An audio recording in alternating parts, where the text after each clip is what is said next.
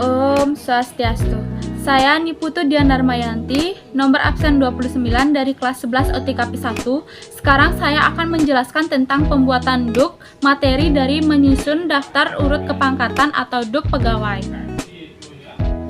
Yang pertama ada pejabat pembuatan DUK. Seluruh PNS wajib memiliki daftar urut kepangkatan, kecuali calon pegawai negeri sipil. Seluruh CPNS yang masih dalam tahap percobaan tidak memiliki DUK.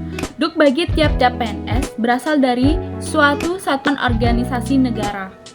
Pembuatan DUK pun hanya dilakukan satu kali dalam 1 tahun, yaitu ketika masa pengangkatan pegawai. Hanya pejabat tertentu yang ditentukan presidenlah yang berwenang untuk membuat dan memelihara DUK dalam lingkungannya masing-masing.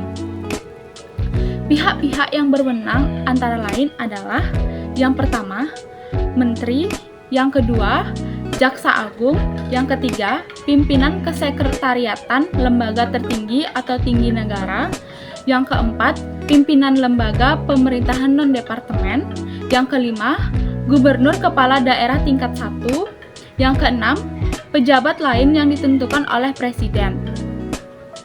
Pejabat-pejabat itu dapat mendelegasikan sebagai wewenangnya kepada pejabat lain dalam lingkungan kekuasaannya untuk membuat dan memelihara daftar urut kepangkatan dalam lingkungannya masing-masing.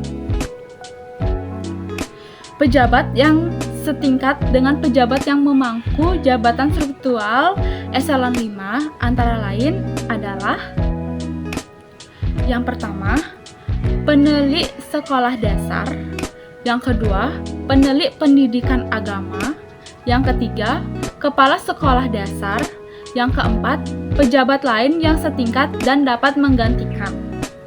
Yang kedua, ada urutan DUK.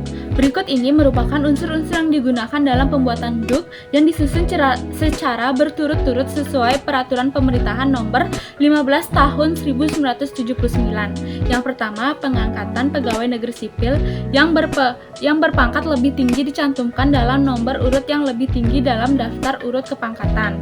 Yang kedua, jabatan.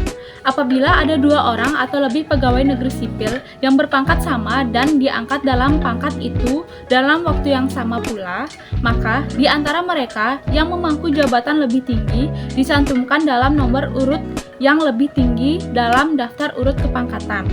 Yang ketiga, masa kerja.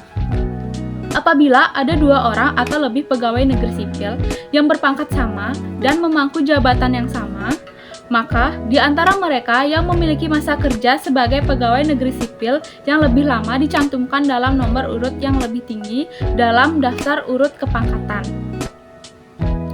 Yang keempat, latihan jabatan.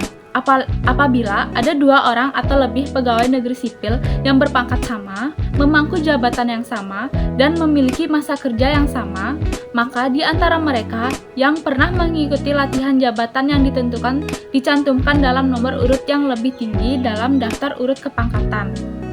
Yang kelima, ada pendidikan.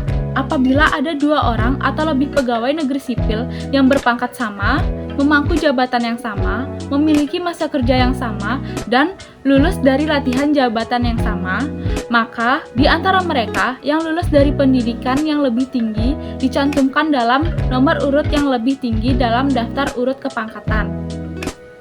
Yang keenam, usia.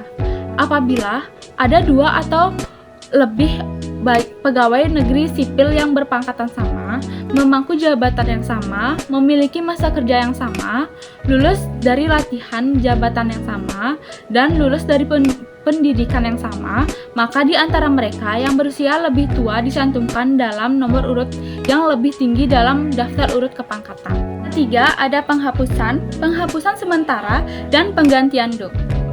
Ada beberapa hal yang menjadikan DUK pegawai terhapus atau dihapuskan adalah: yang pertama, pegawai negeri sipil yang diberhentikan sebagai pegawai negeri sipil; yang kedua, pegawai negeri sipil yang meninggal dunia; yang ketiga, pegawai negeri sipil yang diperbantukan pada daerah otonom atau instansi pemerintahan lainnya. Contoh hal-hal yang mengakibatkan perubahan nomor urut DUK adalah kenaikan pangkat, penurunan pangkat, pengangkatan dalam jabatan, pengangkatan menjadi pegawai negeri sipil, pemindahan, pemberhentian meninggal dunia, dan lain-lain. Sekian video presentasi dari saya. Mohon maaf jika ada salah kata. Saya tutup dengan Paramasanti. Om Santi Santi.